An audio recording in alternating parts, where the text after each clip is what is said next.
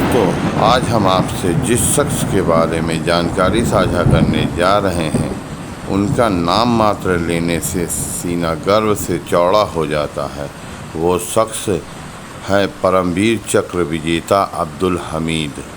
दोस्तों, आपने हमारे इस चैनल को सब्सक्राइब नहीं किया है तो सब्सक्राइब करके बेल आइकन को क्लिक कर दें, ताकि हमारे और भी ज्ञानवर्धक वीडियोज़ के नोटिफिकेशन आप तक सीधे पहुंच सकें।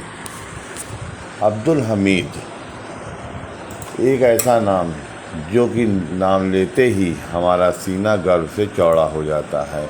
इनका जन्म 1 जुलाई 1933 को हुआ था और इनकी मृत्यु 10 सितंबर 1965 में।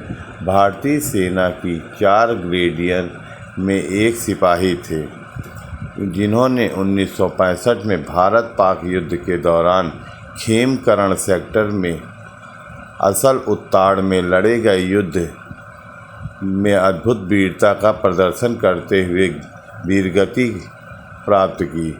इनके मरने उपरांत भारत ने का सर्वोच्च सेना पुरस्कार परमवीर चक्र इन्हें दिया गया। यह पुरस्कार इस युद्ध जिसमें वे शहीद हुए थे के समाप्त होने के एक सप्ताह से भी पहले 16 सितंबर 1965 को घोषित हुआ। शहीद होने से पहले परमवीर अब्दुल हमीद ने मात्र अपनी गन माउंटेड जीप से उस समय अजेय समझे जाने वाली पाकिस्तान की पैटर्न टैंकों को नष्ट किया था।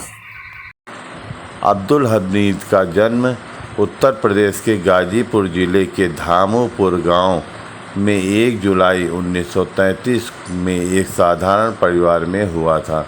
उनकी माता का नाम सकीना बेगम और पिता का नाम मोहम्मद उस्मान था। अब्दुल हमीद 27 दिसंबर 1954 को भारतीय सेना के ग्रेडियर रेजिमेंट में भर्ती हुए। बाद में उनकी तैनाती रेजिमेंट्स के 4 ग्रेडियर बटालियन में हुई, जहां उन्होंने अपनी सैन्य सेवा काल तक अपनी सेवाएं दी। उन्होंने अपने इस बटालियन के साथ आगरा, अमृतसर, जम्मू कश्मीर, दिल्ली, नेफा और रामगढ़ में भारतीय सेना की शाखाओं को सेवाएं दी।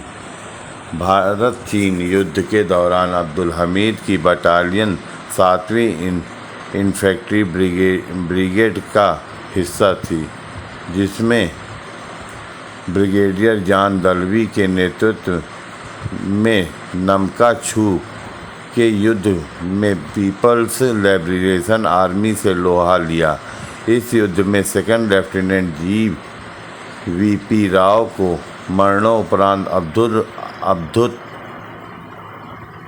शौर्य और वीरता का प्रदर्शन के लिए महावीर चक्र से सम्मानित किया गया। अब्दुल हमीद के सम्मान से पहले इस बटालियन को भारत की स्वतंत्रता के पश्चात मिलने यह सबसे बड़ा वीरता पुरस्कार था।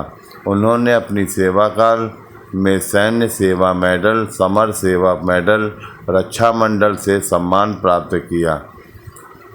भारत में अस्थिरता उत्पन्न करने और शासन व्यवस्था के खिलाफ विद्रोह भड़काने की अपनी योजना ऑपरेशन जिब्राल्टर के तहत पाकिस्तानी सेना ने भारतीय सीमा में जम्मू कश्मीर में लगातार घुसपैठ की गतिविधियां शुरू कर दी। 5 से 10 अगस्त 1965 के बीच भारतीय सेना ने भारी तादाद में पाकिस्तानी नागरिकों की घुसपैठ को उजागर किया।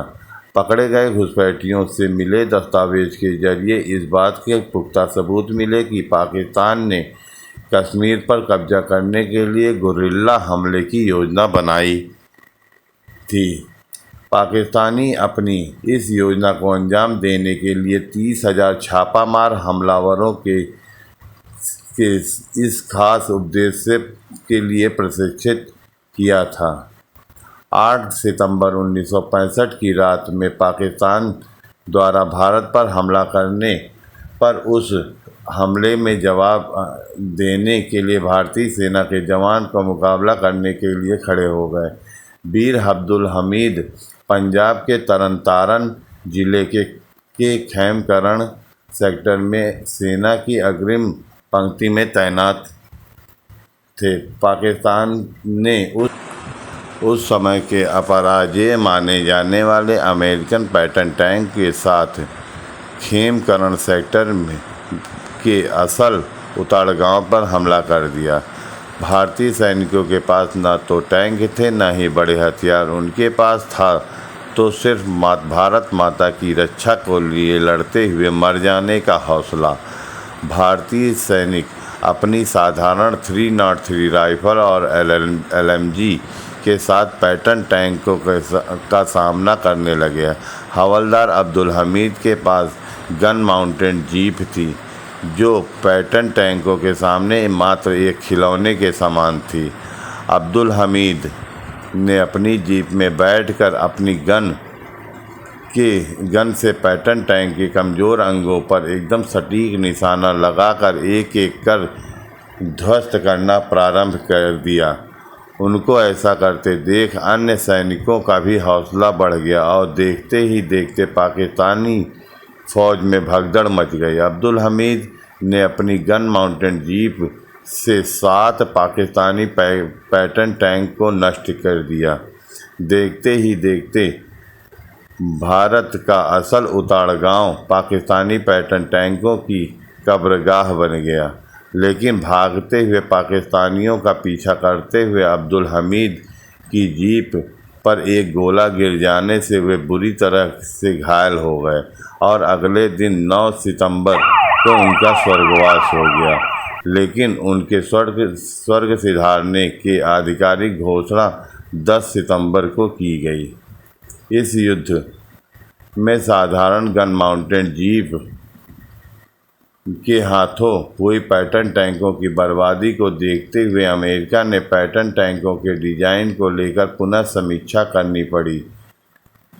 इस युद्ध में असाधारण बहादुरी के लिए उन्होंने पहले महावीर चक्र और फिर सेना का सर्वोच्च सम्मान परमवीर चक्र से अलंकृत किया गया। सारा देश उनकी बहादुरी को प्रणाम करता है। तो भाइयों, आप लोगों को हमारे ये वीडियो और ये जानकारी कैसी लगी, इसको हमको कमेंट बॉक्स पे अवश्य बताएं, ताकि हमको आगे के वीडियो बनाने के लिए मोटिवेट हो सके। और हमारे इस चैनल को सब्सक्राइब कर दें, ताकि आगे के वीडियो के नोटिफिकेशन आप तक सीधे पहुंच सकें।